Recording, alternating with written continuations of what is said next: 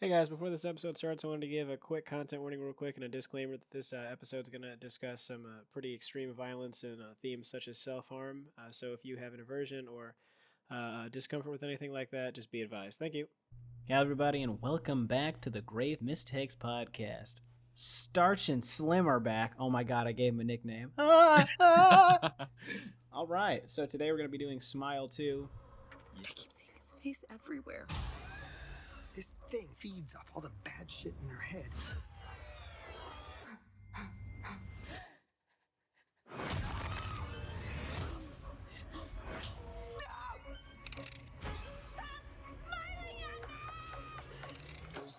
Yay, very exciting movie. Everyone loved it. Everyone was very excited to see it. It's directed by Parker Finn, starring Naomi Scott as Lady Raven. No, don't do that. No. Naomi Scott is Sky Riley. Oh no, Sky Riley, pop star. All right, Justin, you want to hit us with a little summary of what we got into?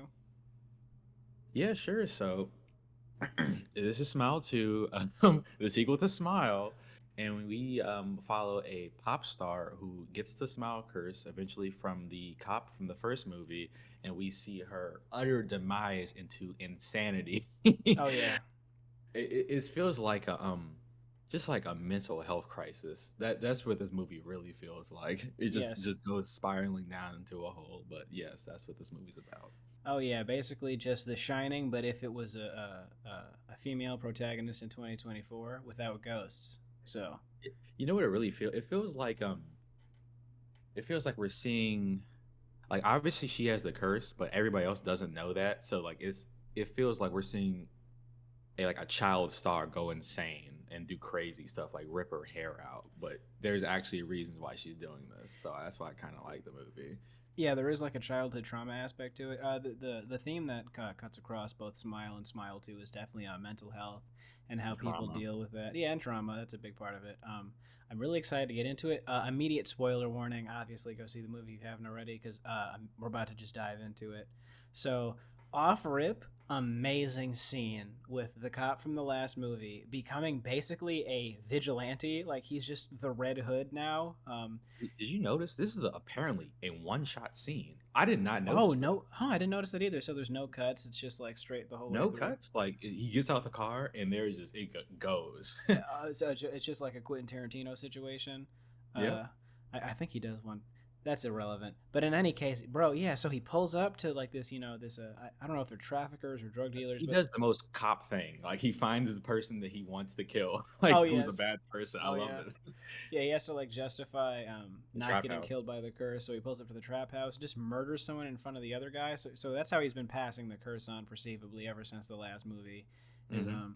see the thing is I heard someone say that this movie takes up immediately after the first one, but I imagine like some time has passed. Like I feel like this guy has a couple of victims because he seems like he's kind of Well, used to this.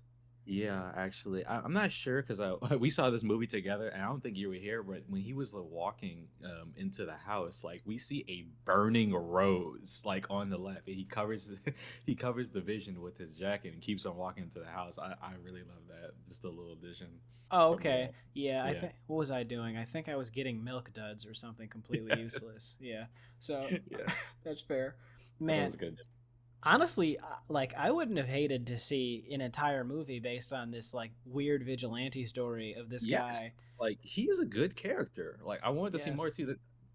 That was kind of a criticism people have of the movie. Like they want either him or not somebody else. But yeah, we can keep going though. Oh, like a kind of like a recurring character, kind of like Yeah, like just a we little bit already social got drive. used to him. Like we already know what the curse is. He doesn't have to explain it. We get like exposition like from somebody else in this movie about it, but like he already knew about it, and now That's we want to fair. see the rest of his story. But Yeah, man, they could do like a weird mid series oh, they prequel. go back. Yeah, where it's like a whole movie about him. I'm not gonna lie, I would love to see that movie. And then like also because he's a cop, so like he has to justify like murder, basically. You can Mhm. see the push and pull, and the actor is eating, bro.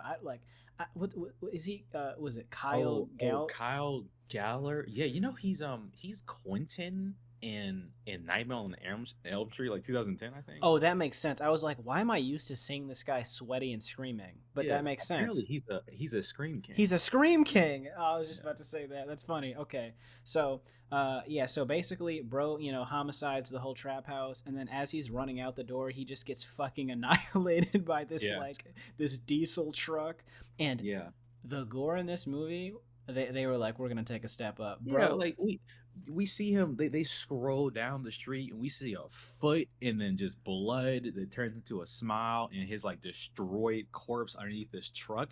Like the body horror in this movie it's on actually really another good. level. It's really good. They amped it up, especially from the first movie. Like, my man is separated from the waist down, and Yes. I didn't actually notice that the bloody smile was painted on the street, so that was good. Like, English 104 Hmm. analysis you just did there.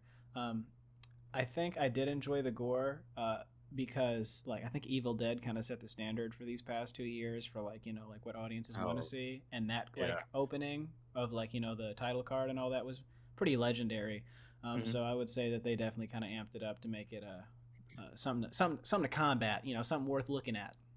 Yeah. So like he passes the curse on, but I was kind of confused how this happened because I had to talk to my partner who also saw the movie with us, Uh-huh. and she was like, I was like, how did he get the curse? Because I thought he got the curse from when the cop got hit by the car and he saw that happen, but he got the curse when the guy that Kyle shot bled out and he saw that, and that's when the curse transferred to him. That's what got me kind of confused because Wait, I thought huh? everybody who saw him get hit by the car got the curse from that, Right, right. but no, he walks into the room and sees that guy bleed out, and that's when Wait, he how do I gets not remember this?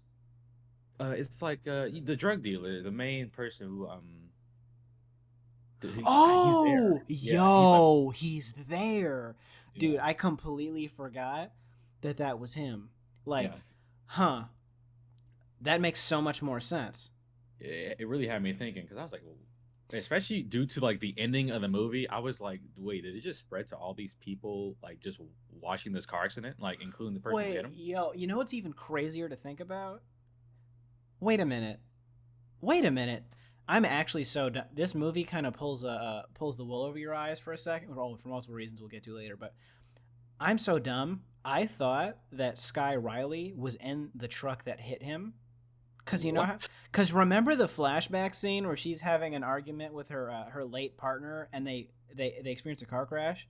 Oh, okay, yeah. For some reason, I thought that they were explaining to us later that she and her partner were in the car that eventually hit that guy.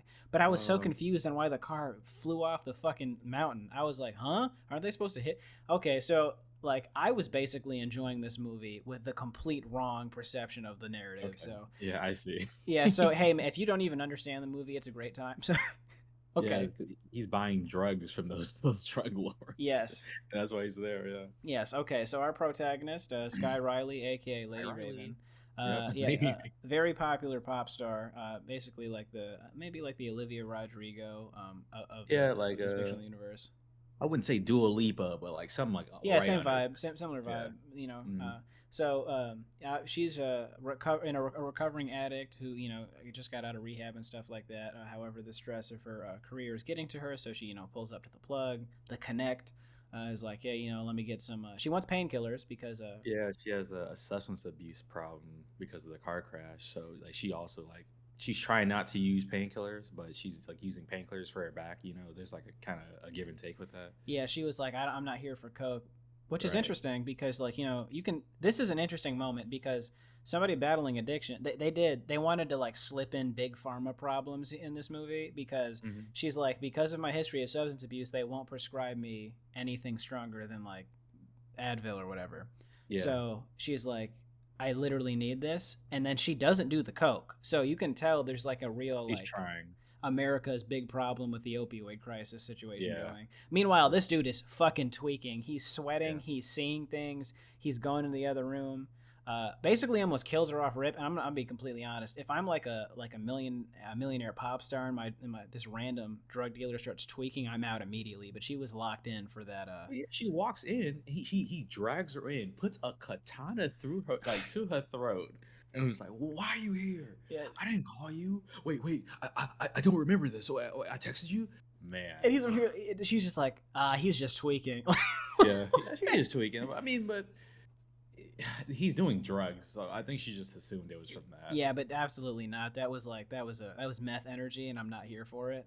So Mhm. I was like, yeah, definitely insane. So drug dealer bro gets hit with the smile demon, smashes his fucking face in with a 45-pound plate from the bench press right in front of her.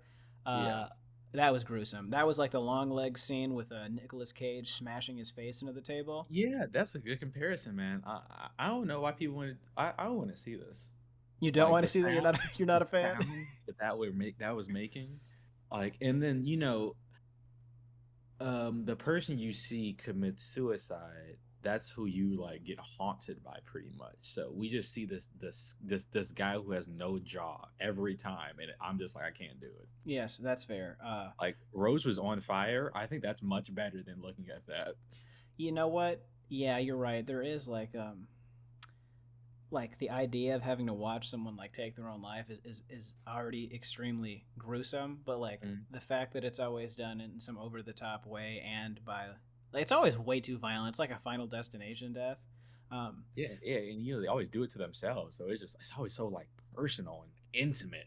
The sounds in this movie are so Oh, visceral. Like they really locked into the what you think is there is scarier than what you can actually see. Like they did a yes. great job of that in this movie. So anytime the smile ghost like appears in the form of the dead drug dealer, you hear like meat and blood hit the Dude. ground somewhere in the room when it's like silent. So you Yeah. know it's there, but you can't see it yet. So this movie does play jump scares with you, which typically I don't like. But since they set it up and build the tension, the jump scare is like 3 times worse than it normally would be. Right, because you know what's gonna happen. You know what's gonna happen. It's still creeping up, but every single time it gets you, like when you don't expect it. Yes, Still. the anticipation of this movie is just like absolutely peak. I had a visceral reaction to that scene you were talking about, where she just hears like meat dripping and splashing. God.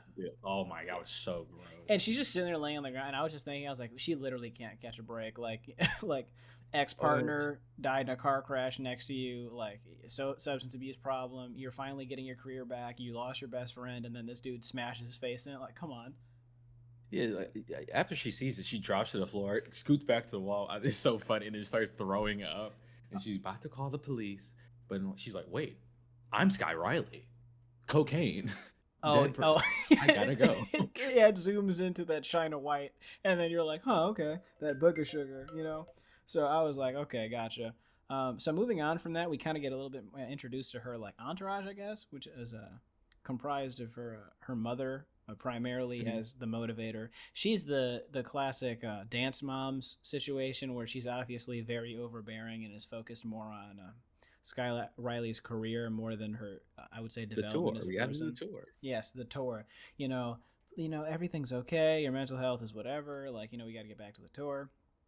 Not a big fan. Not a big fan of Elizabeth Riley, but we can get into this later. But I really want to debate if Sky Riley is actually a good person or not, because I think I have a very solid argument for her not being a great person. Well, I can talk to you for 30 minutes about why she's not a good person. Oh, you're on the same page? Okay, yeah, we'll get to that next. So what's the next scene we're getting into? What do you want to talk about next that's like I'm trying to see. significant? So we also have, what is her? Oh man, what is her? You talking about Joshua? Yeah, Joshua. Okay, yeah. Joshua's the butt of the joke the entire movie. He's just trying so hard to be helpful, and they're just so tired of him existing. Yeah. It's just I don't know. What's her name? Employs him like her mom. So it's just the way she be treating him, man. Oh yeah, This is like so he's hyper Gen Z, like polite and almost like an obnoxious way. Mhm. He's just like, oh, of course I can get that for you. It's like, Yeah, I mean, it's how you would speak to a celebrity, because like you just want to please them basically, and Yeah. like there's nothing wrong with that, but like yeah, it just comes off a little weird, strange. I don't know the right term. yeah, for that. Miles Gutierrez does a good job of playing a mega glazer, but like someone you also feel bad for. So Mhm. that is funny that they created the assistant character who gets shit on. I feel like that's a trope that you see in like a lot of famous portrayals of like People, yeah, just like there's always the biopic. assistant. Yeah, exactly. That gets like annihilated, um, absolutely destroyed. Oh, you haven't watched Only Murders in the Building. I was gonna make a solid reference because there's a character in one of the seasons that's the assistant and ends up just Dead. getting just annihilated by their boss, who's a podcast host, and then it develops into some other fun stuff. Okay, so I guess another thing to point out about this movie, actually, that I do want to talk about. This is what we can talk about next. The difference between the first movie and the second movie, I do kind of want to get into that. This movie is, like you said before, the descent into madness, whereas the first movie was like your typical supernatural happenings, like haunted house kind of situation, where the character in the first movie is dealing with other people getting infected by the smile demon and kind of fighting it from the outside. This movie is like a complete internal battle, so there's not a lot of other victims, because she's infected the whole movie, so you actually don't really get to see other people get like killed by the Well, what do you creature. mean the first movie? Who gets killed by the creature in the first movie? In the first movie, it's I guess it is like a lot. Oh no, you're right. It's like I mean, oh she's having an internal battle. I think it's all about internal battle. I don't think anybody actually gets the like. no she's yeah I remember you're totally right. They're both internal. I don't know why to me the first one, okay, it's like the perceived victim situation. In this movie, our protagonist primarily sees the demon as as the previous drug dealer. In the last movie, the protagonist's friends are all appearing as the demon. Does that make sense? Oh, I'm trying to think. Like, remember her best friend walks up to the car and like the neck snaps and then Oh, that's like the head pretty cool, swings I think. around. Yeah, yeah, yeah. And then there's the patient in the mental hospital who dies, and then there's like the other patient who's sitting there smiling, and so she's seeing the people Um, around her as the demon versus in this movie where they're just seeing someone that's already died. well, I'm trying to say she's also. She saw her mother. She saw what's his name? What's her name? Darius, not Darius. Oh my God, I'm already forgetting this useless assistant's name. Oh, Joshua. See, Joshua. you're a Joshua hated too. You're a bad person. Joshua leaving like a smiling Joshua leaving her room, her dressing room at the Oh concert yeah. venue. Oh, that was so funny. He was just like walking at her and he was Mhm. smiling. Okay. And we cannot forget the endless amount of fans she sees. Oh, okay. So actually, no, I know what we can talk about. Okay, let's go. So she's at the signing event, Uh-huh. and she's signing and taking pictures. And I always feel kind of weird, especially Oh, when I know what you're talking about. they're taking pictures I'm and shivering. I'm shivering. they're taking pictures and like touching. I always thought that was weird. Like I feel kind of uncomfortable doing that because I feel like they would feel uncomfortable for me touching them. Yes. But This yeah. That's a big deal. hmm But we get the the crazed fan. And Okay. he is just weird. You think he's like a part of the demon, but he's not. He's just a weird dude. Oh yeah, nah, man. Like I can't. I'm gonna throw up. Okay, yeah. So for a little bit of context, like there's the regular fans who are like, oh, for when they're doing the photo op, they stand next to Sky Riley or like arm around him, etc. Take a picture. This dude walks up, greasy hair, a Yes. million pimples, looks like Yes. he's worn the same clothes for 2 weeks, and is foaming at the mouth for her. Mhm. And it always reminds me of those really uncomfortable moments at like concerts and stuff where like fans try to get too like handsy with Yeah. like the celebrity, and that shit is always super fucked. But Oh, they yeah, like it's gross. they double down on this. Oh, by the way, this is a funny comparison. Remember when what's his name? Super popular pop star. Remember he was like taking photos with women where he was charging them $1,000 to grab their butt. You know- Oh, is it Chris Brown? Yes, from Chris Brown. That's the whole time I was just thinking about the Chris Brown photo op where he was doing it. Oh. It 1,000 and Chris Brown is just like gripping your girlfriend's ass. It's like, It's like okay. that's your wife. Yeah, okay. No. So, God damn it, the movie doubles down on this fear of like this creepy fan, because later on when she returns to her house, she sees she hears like a break in, and then she sees those iconic dirty clothes on the floor in his shit stained underwear. Yes. I love that. Oh my God, the shit stained underwear got me. And then at the end That of the was so corner, gross. he's naked, smiling at her, running at her. So you're immediately fearing the worst, like a Yes. murder, kidnapping situation, and you're like, Mhm. oh my God, like They I was clutching my pearls at that. They really got me. Like I was like, and that's like the most horrifying to me. That's the most horrifying scene in the movie. Okay. From like a Yeah. So, strictly like chasing standpoint. like this is like the first real like massive trick that the smile demon is playing on her. Like I think she like drops a ball. Okay, also I do like how they kind of she starts playing the piano and like starts making up a song and you kind of realize why she's an artist and like she's actually good at her job. Oh But yeah, then unlike Lady Raven, who's absolutely terrible. yeah, yes. But then one of the thousands of Voss water bottles that she drinks in this movie is like slammed onto the ground and shatters. I think it's all that's something that also happened in Smile One, some glass breaking. I think that's a trick that the demon always is gonna play. I think it's a foreshadowing tool by the creators of the movie as well to indicate that for the rest of the movie you won't know what's real and what's fake, which is Mhm. nice. But we'll have some criticisms about that later. Oh yeah, very much so. I know what you mean. Other than Um, the Voss ad, the fact that they had to zoom in on the label every time she's absolutely throating an entire full bottle of water in the kitchen. anytime she puts a bottle of Voss to her mouth, it's gone. Like it's there's not going to be any left. Like that's like her psychiatrist's advice of what if she feels like she needs a drink or something like that because she's also like an I alcoholic. I think it's like a substance abuse thing. It just like diverts it. What'd she say? She Yeah, said it allows her to have control, but also yeah, like helps cope with the craving. right. So she does this anytime she feels like she needs a fix, which I'm not actually sure of like the legitimacy behind this. To me, I was like, this seems like an excuse to put a water bottle in the ad. Hmm. But you know, that's just how I feel about it. Well, she gets saved from this scene because like oh my, it's such a gripping scene because she runs away to the door and you just hear this dude thumping at her. Boom, boom, boom, boom, boom. And she gets to the door and boom, she texts her friend Gemma to come over. This is Mhm. the one that she had this massive argument and just says, "Fuck off! I don't want to talk to you anymore." Like basically, yeah, she that this is one of the first indications I thought that she was an asshole. I know you saw that. Oh yeah, You the other text, yeah, because you're like, yes, okay, so she's separated from her friend, who seems like they've been very supportive. Because the mom provides context earlier in the film where she says, you know, where's Gemma? Like she was always like, you are always better when you're around her, so you know this is a positive influence in her life, and so for her to have pushed her away, you know that there was some issues there. I think. oh yeah. Oh, go Mhm. ahead. You got some? No, I'm just saying like we just get her and then she just comes in, talks, and they kind of connect over Lewis. She actually get this is her first time actually talking to somebody about what's been happening to her.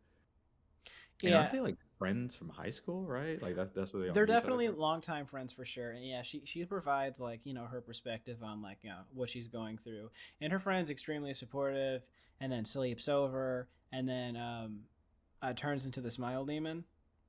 Yeah, in the bed at night, and then she's like tweaking, and then she wakes up and it's morning, and this is when like the time what's like the time dissonance where she just doesn't know what's going Oh, on, what time time dissonance. it We're is. getting Ooh, fancy.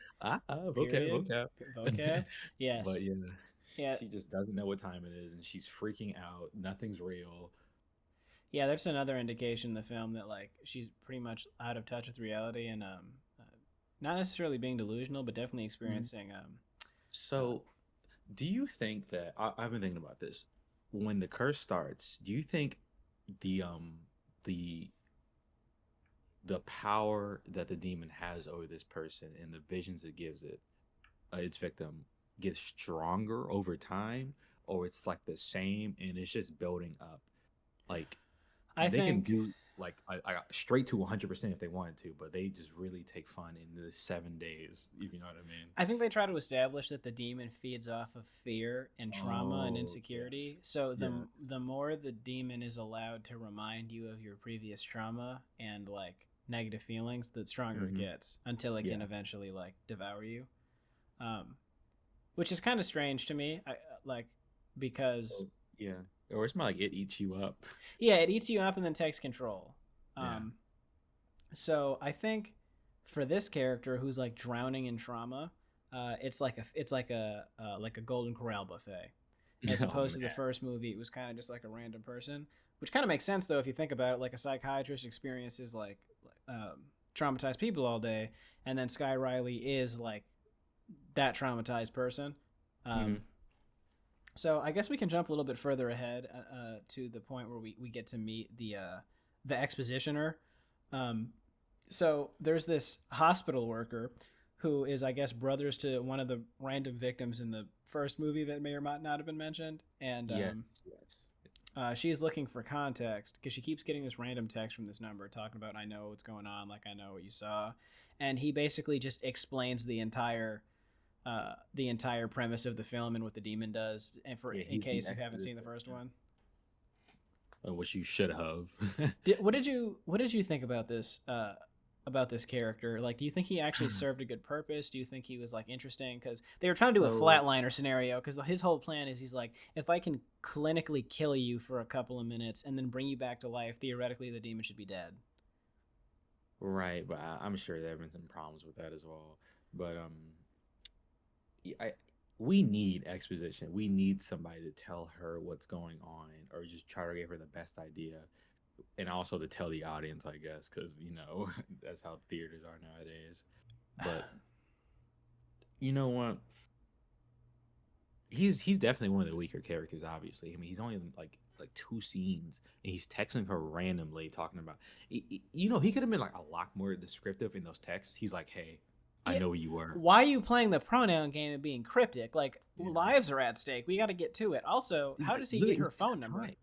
Yeah, I'm wondering. No, he okay. He does say he goes to Lewis's apartment and opens his phone. Oh, he does say that. Oh, they really Yeah, thought about everything, didn't they? yeah, Okay. yeah. I guess the problem is like they had good explanations for why some of these characters were where they were, but it's just like some of their character development or like existence is kind of not justified, if that makes sense. Hmm. Like rationally, yes, you can conclude that actually happened, but like I have a couple of questions. Like, how did he know to be there? Like, why didn't he reach out via phone call? So, I don't know. I just think they kind of just use this guy as an exposition dump and like a lead for some hope for the protagonist to like overcome this demon. Because in the first one they have a plan too, but that doesn't end well. They go to the log cabin, try to handle business, but we see how that happens. She ends up dying anyway, and then Well, Brooke gets infected.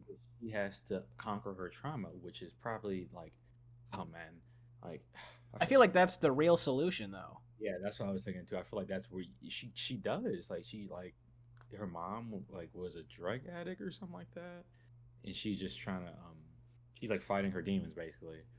See, that's a thing I'm curious about. Is it like, is there a way to win here, or is it like what I, is the? very after finishing this movie, I'm like, this is some nihilistic shit, man. This Oh is yeah, terrible. it's terrible. So I get honestly, we can just kind of cut to the end, and then we can talk about some of the more like broad Favorite scenes and all that. strokes. Yeah. So I think so at the end of the film, essentially, you find out that it was all a dream.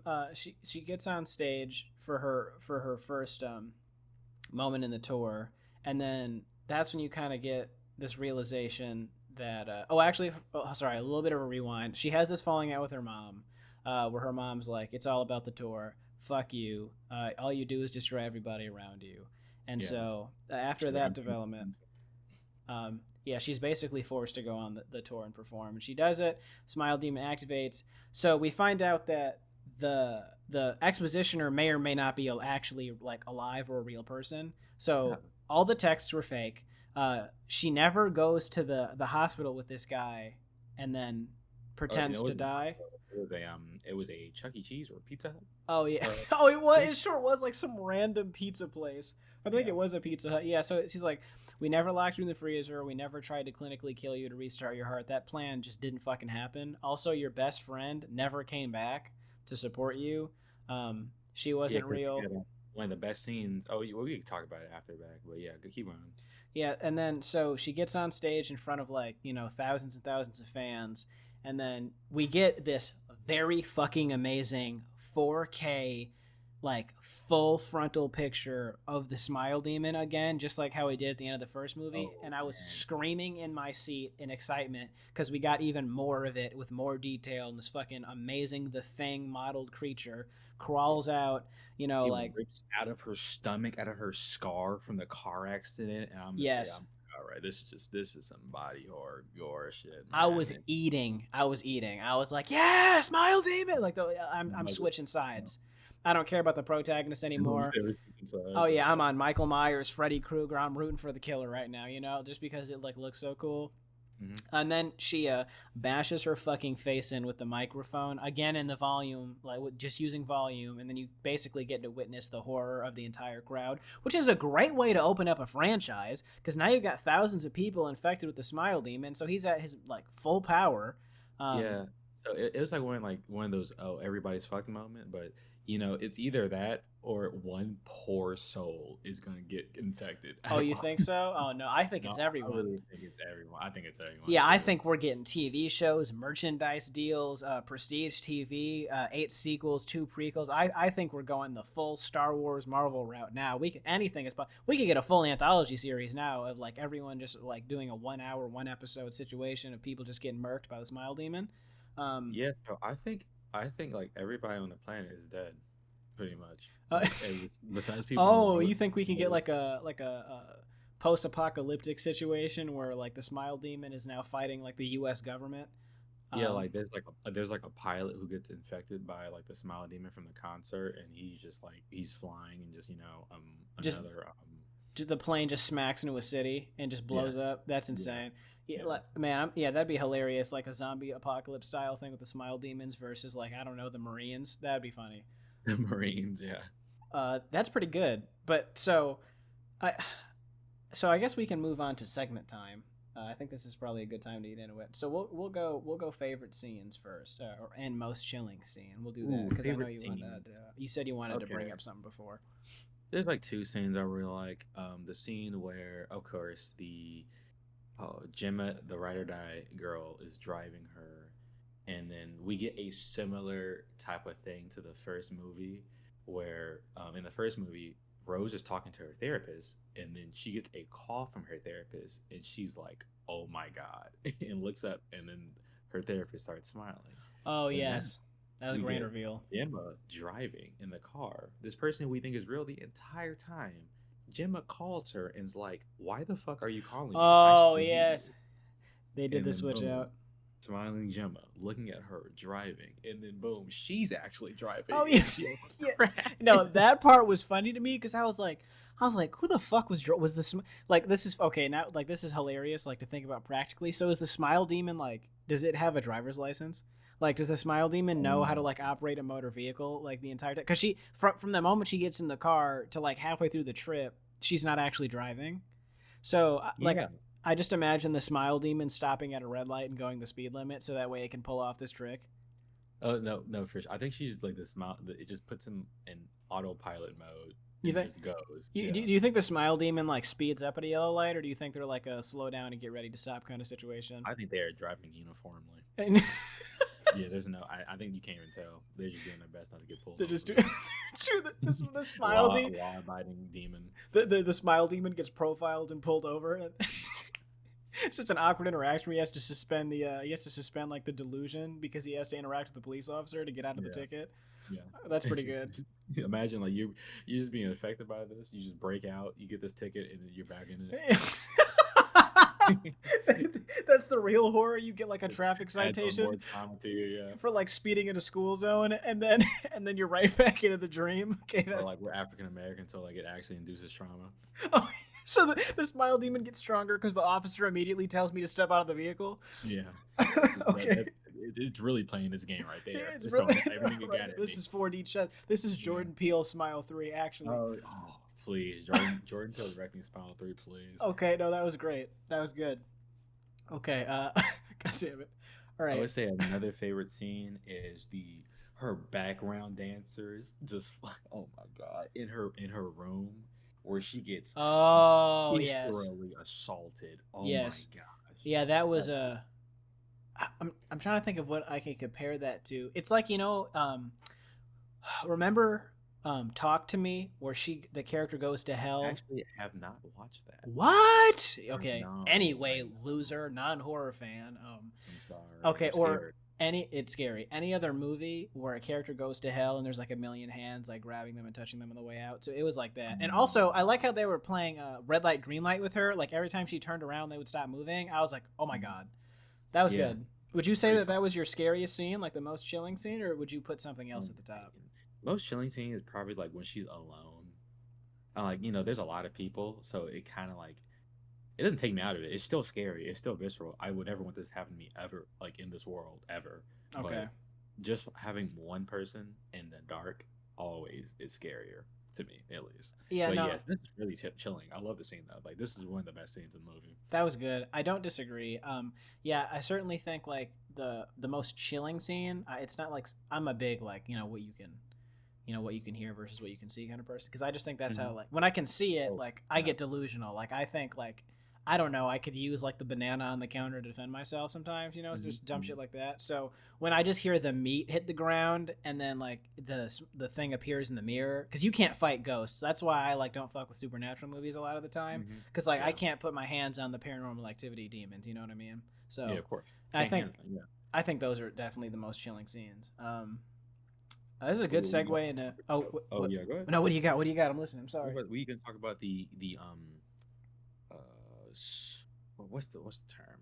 This is the actual terribleness that was her speech in front of like the Oh my charity. god, dude. Oh my god. Okay, that's good too. The socially awkward. It's like a children's charity event. Like, oh my gosh, she's in this nice dress. She's about to talk from the teleprompter. Also, this also indicates to me that she's a bad person because she cannot say as she doesn't know why she's there. I guess she's also getting affected by the curse, so maybe she forgot. But she Mhm. doesn't know what's it called, why she's there. Does Can't say anything about these kids that she's there for when the teleprompter just stops because the demon is playing fucking tricks, man, and it needs to stop. Oh This yes, is too much. pausing the teleprompter is like my worst fear. That'd be like you're taking a speech in college, and then Yes. like you forgot your note cards, so now you gotta just like off rip do it. That was Yeah. pretty. That was honestly petty. That wasn't even like that was just fucked up. Like why would you do?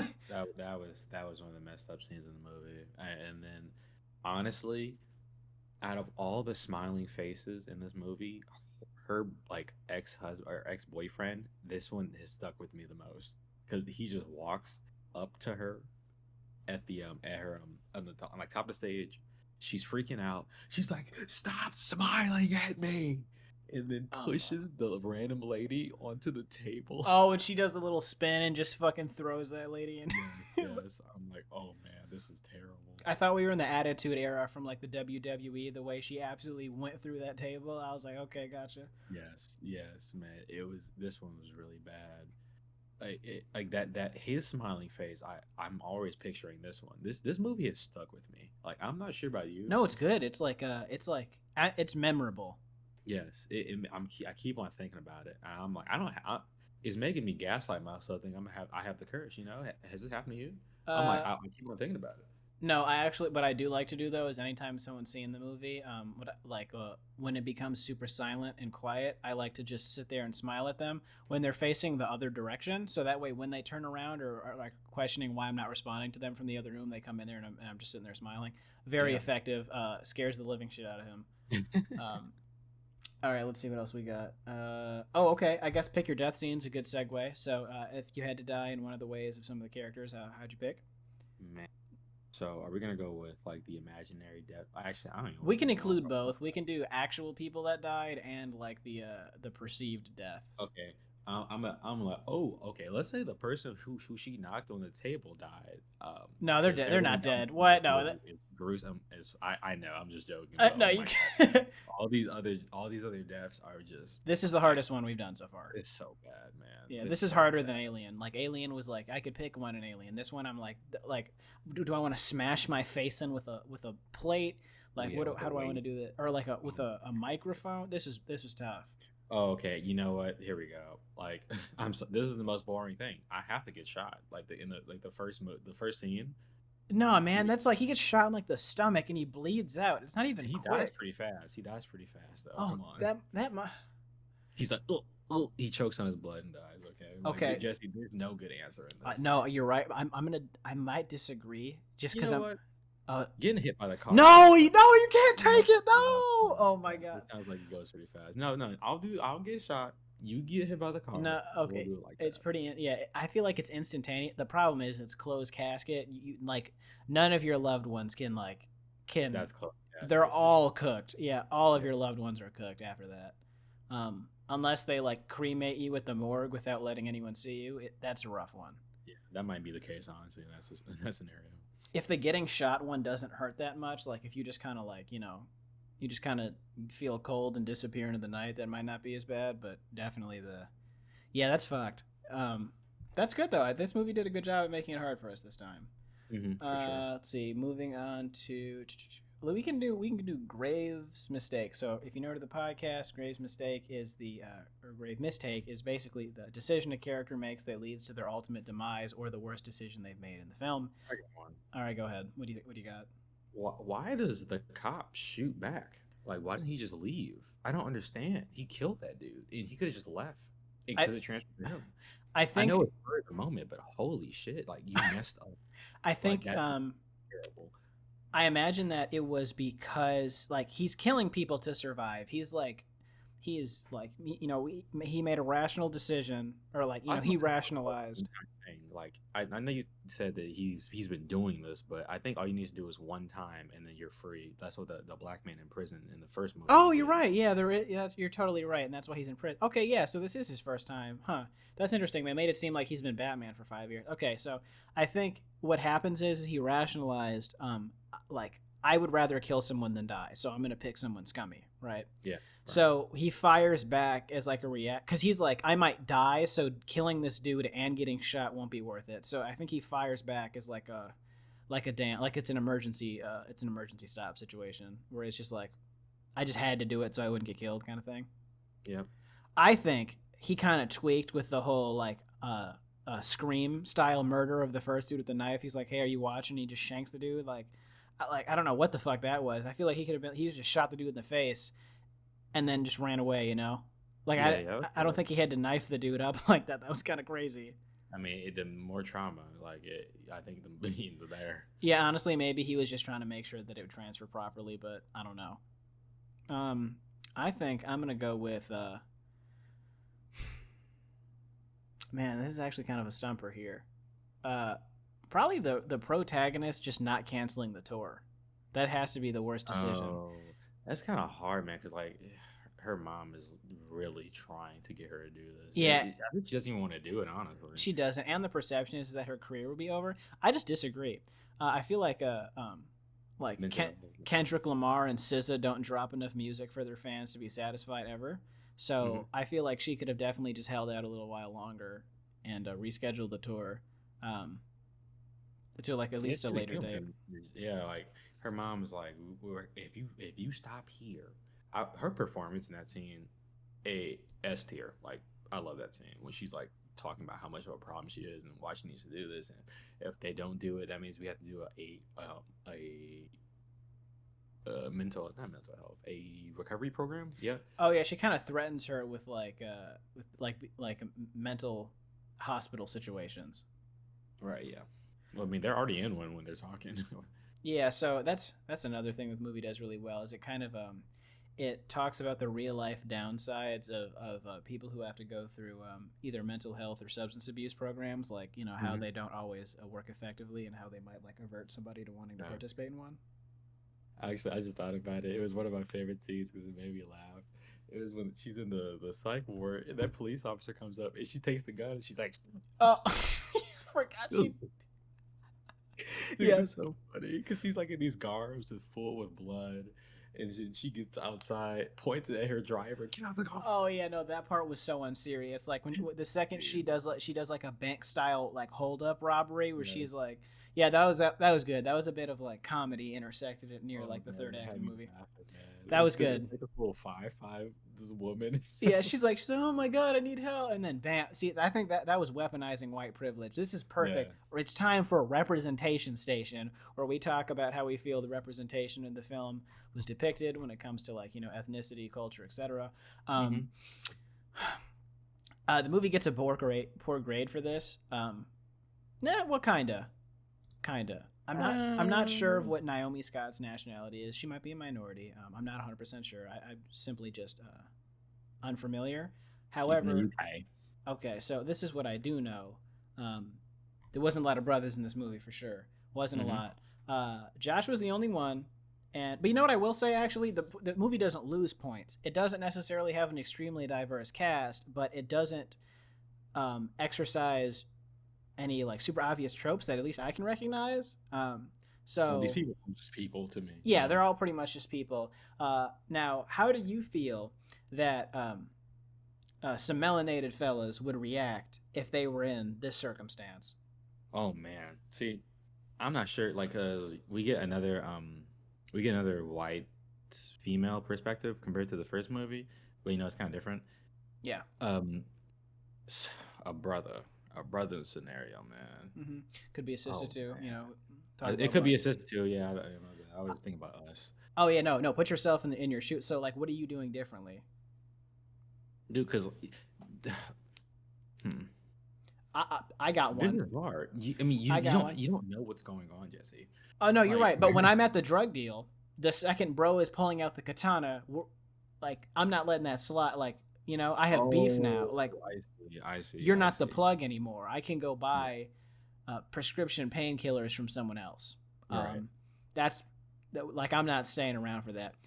Two, um, that officer is never letting me grab his firearm. In any scenario, I'm What gonna happened? be like the second I pretend like I'm like in need of like a hug or some assistance. Oh no, Uh, yeah. I'm gonna I'm get already the bullets are hitting me. Like, yeah, like what? yeah, like they're gonna be like, oh my gosh, he's manic. Uh, Yeah, he's you know, manic. Something's wrong with him. Don't help. yeah, or they're gonna provide assistance, but like safely, I guess, if that makes sense. I think her Dude, being a white woman, or just like a lighter skinned, a lighter complexioned woman, was definitely a. So he was like, "Oh, I have to save her." His white knight sense is activated. oh, yeah, they definitely. He said, "No, she's in need." Yeah, she's in need, and I have to save her. What do you think? What do you think would be different? See, this is kind of hard, man. First of all, like I wouldn't be a pop star. I mean, we'd be rappers, That's crazy. Oh, like if they were writing the movie like if a white person was directing and writing this movie, they would just make you like a Yeah. hip hop artist. Okay, you know what? Yeah. I'm trying to remember. Like, yeah, I'll never forget Friday the 13th, 2009 remake. Yeah, what music do you do? You rap, right? No, why'd you think that? But he raps. Um, Also, M Night Shyamalan. Remember what was that guy's name? Like Black Chevy SUV or something. Did you ever see the movie Old? Oh, actually, no, I have not, and thank God I haven't, because what you just said, someone's name is Black Chevy. What are you talking Oh no, about? his okay. So Aaron Pierre plays a hip hop artist named Midsize Sedan. Like obviously it's like like it's a satire about like hip hop artists and stuff, but it's crazy. Like Midsize Sedan is his rap name. Um, Okay, yeah, so that's definitely how it would go. let's look this up. Yeah, so Can't believe it's real. it's 100% real. So that's funny. Okay, so what would you give the representation score uh, out of I mean, 10? it's fine. Like I could see why they went with another like okay, it's different because they're two different people. Like Rose was a very intimate like she doesn't see too many people type of therapist trying to help others. And she's Um relatable. and she's relatable. This other person is an absolute asshole. She's mean to everybody around her. She is a Okay, there's nothing wrong with being a drug addict, but what she does while she's high, like she causes the car accident. She's a bad person. Wait. She teaches her friends the shit.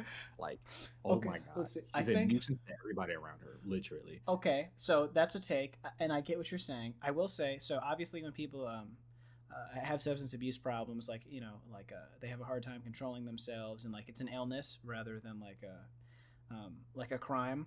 So I Mhm. won't hold some of that against her as much, because like that the guy who she got in a car crash with should have definitely been paying attention to the road. But I will say her actions outside of her substance abuse issue do seem to be like pretty Yeah, the uninvolved. thing is just the road. She grabs the fucking the wheel and Okay, turns no, it. that's 100% She her fault. Yeah, causes an no, yeah, accident. she does that. No, that's her bad. She's surprisingly driving perfect. That's not an argument. Yeah, but the Smile Demon could drive better than her. So Yes. So okay, yes, and also yeah, like you said, she seems fairly disinterested. Like, granted, she is getting attacked by a supernatural creature, but uninterested in the children's fundraiser. Was not cool to her friends. Kind of seems to use everyone for their utility a little bit rather than like developing friendships and relationships.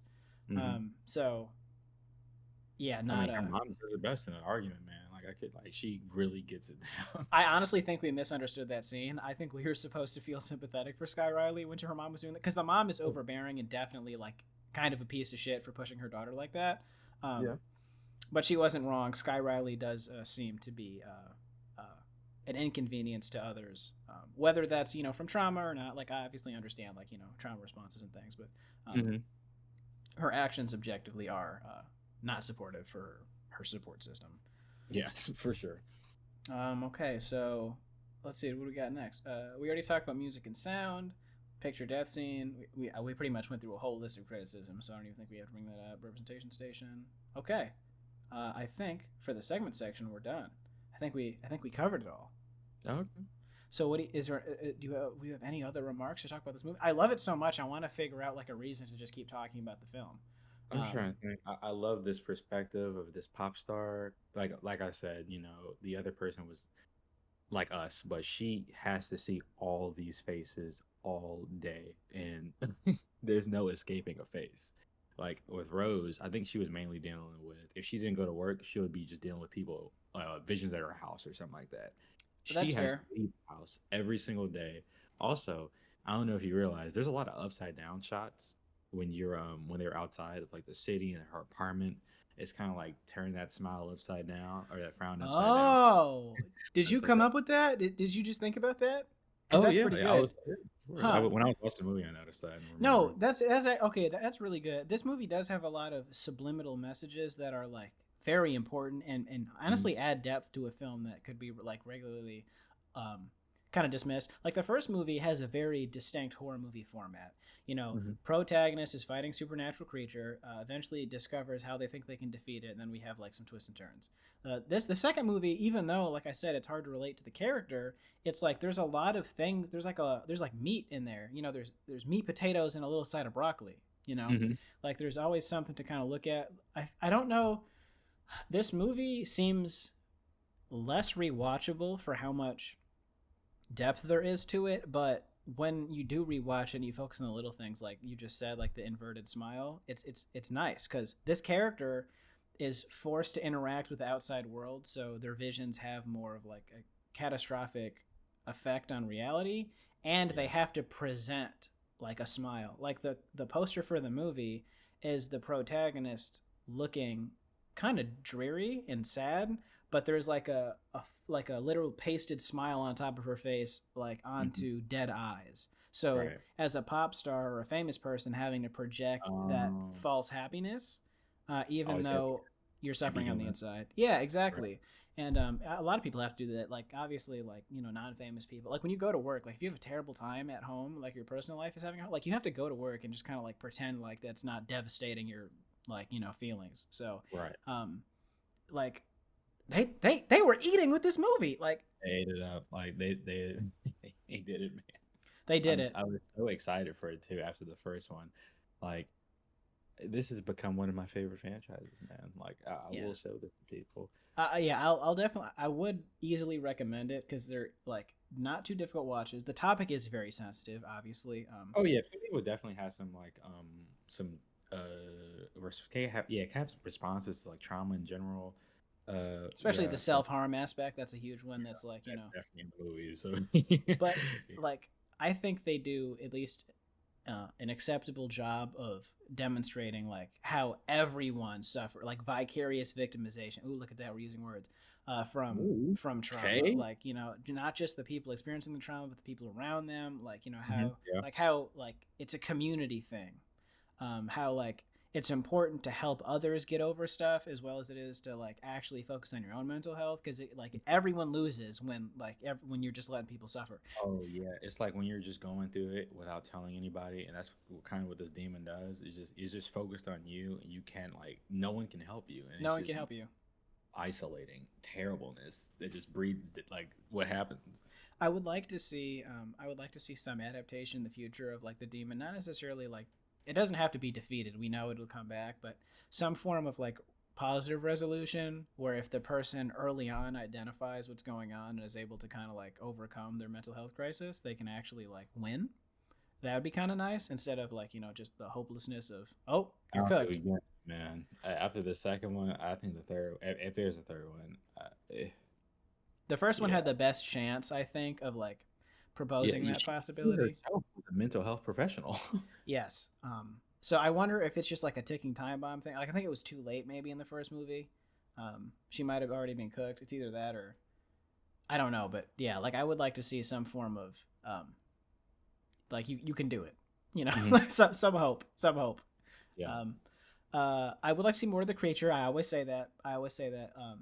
Some because I just like creature feature situations, especially because like the model for this one is so fucking crazy. It's got like 16 mouths that open. But yeah, Um, one of my favorite scenes actually, another one I just thought about, it's it's when the ER nurse is showing the video that Lewis sent somebody. I forgot how he got it, but it's just Lewis like opening his door and then looking at his couch, and he's like, "You see it?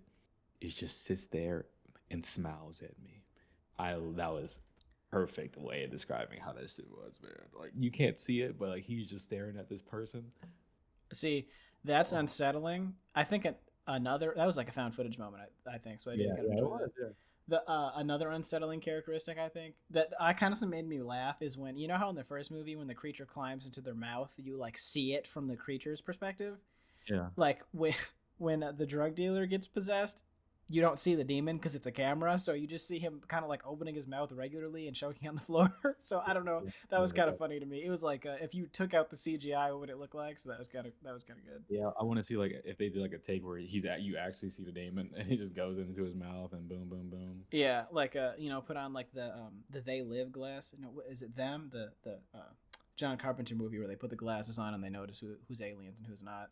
That'd be funny to see like a little vision of what was actually going down. Oh yeah, yeah, yeah. That's not man. All That'd right, be so what would you? I guess we can go to the rating now. What would you give them? Do we do out of a 5 scale or out of a 10 scale? I can't believe we I always can't do. remember. Yeah, I think we 10. always do No, you're right. We that. do 10 scale. Okay, you're right. Completely forgot. Okay, so out of 10, what do you think you'd give the movie? And then 9.5. I loved it. I wanted wow, strong rating. more. This is one of my favorite movies of the year. First Smile was so surprising, and this one I think is better. It's from a different perspective. They got more budget. They did more scares. What they did, I liked. The ending was the ending's a little like predictable because when we were watching this movie, I had like a thought, and that was, oh, she just must kill herself in front of a crowd because she is a pop artist and she has a tour. So that kind of happened to me. But besides that, oh yes, more eating up. I almost gave it a 10, but I guess you could say the retcon of the dream could be a little iffy for you. Yeah, that's But my yes, biggest I love this criticism. movie. I want more Smile. I want Smile 6. I want I'll keep keep on. watching it. They Please. give it to me, I'm gonna watch it. Yes, how'd you feel? I think so. Yes, my biggest criticism with the film is that half of it, the first movie did a better job at hiding it, but for this movie, half of it is like written off as it was all a dream, and I don't like that because my favorite movies, and especially horror movies, that get a 10 out of 10. Like that's why Halloween's like my favorite. Um, Hmm. when you can see the killer in the background, or when there's physical evidence on the screen that can lead you to the truth if you're paying attention. Like in Long Legs, like the devil is in the background of a lot of shots. Yeah, the scenes, yeah. There's like that one's still supernatural, so it's a little bit hard to guess like really specifically what's going on, but just when, or like even murder mysteries like Knives Out and stuff, if you can guess what's gonna happen if you're paying close attention, that's my favorite. When they do the psych out, the like, hey, Mhm. um like there's You nothing you love could have it, guessed about man. that. Yeah, like there's nothing you could have guessed about that. Like there's no way you could have arrived at this conclusion because half of the scenes happened in a character's head. You don't know that as the audience because Yeah. you're witnessing the story from their perspective. M. Night Shyamalan's The Sixth Sense. That's why it's like one of the greatest twists of all time, is because Mhm. the kid says early on in the movie, um, the ghosts don't know they're dead, but they don't really want to either. And like these are the things they do, X, Y, and Z. And then that's what Bruce Willis is doing the whole movie. And he goes, "Wait, I'm dead," like because they can't accept it. So like you're told. So like if you were really paying attention, like you could have get, you know what I'm saying? So Yeah. I think because of that, I always like to like when we do this podcast, I give movies like a harsher criticism than I typically would when I'm talking to people. So I think I'm struggling between an 8 and an 8.5 because like there are criticisms and this movie isn't led like it's good. It's actually great, but I think the problem is I don't want to get caught out giving this movie like a lower score than. No, it's fine, man. It's your opinion. Like You're I right. just You're right. thought And you know what? Opinions can change. I'm gonna lock in the 8. The 8 out of 10. I do love this movie, and if I was talking to someone, I'd probably give it like a 9, 9.5. But like I'm trying to be super like more objective than usual. So yeah, solid 8.8. Yeah, 8, not 8.8, just 8. 8.0. 8.0 is what we locking in. 8.0. Okay. Okay. Yeah, so fantastic experience. Definitely please go see the movie and the first one. I highly recommend watching 1 then 2. I don't really think this is one of the movies in the franchise you should just jump into right away because there's some added context and like the contrast between both films is great. But yeah, awesome. Very excited. Don't know what we're going to do next, but this was always say that. fantastic. Yeah, and honestly, a fantastic theater experience. If the movie's still in theaters by the time you see it, or by the time you want to see it, please go to a theater, cause like, or have a sound bar in your house, something to where those like audio cues can really get you. This is a very loud movie. Very loud movie. Yeah, the Throw sound is katana, you aspect. hear that. Yes. Oh man. All right. Okay. I think we're wrapping up. So thanks everybody. Please don't forget to engage with the content. We do have a YouTube channel, a Twitter, a TikTok. It's either going to be Grave Mistakes. We have an Instagram too, or it's going to be Starch the Great. You know, one of those two. There's going to be links, etc. But yes, please engage with the content, like it, share it, etc. Help us grow. Thank you guys, and we'll see you later. See ya. Bye.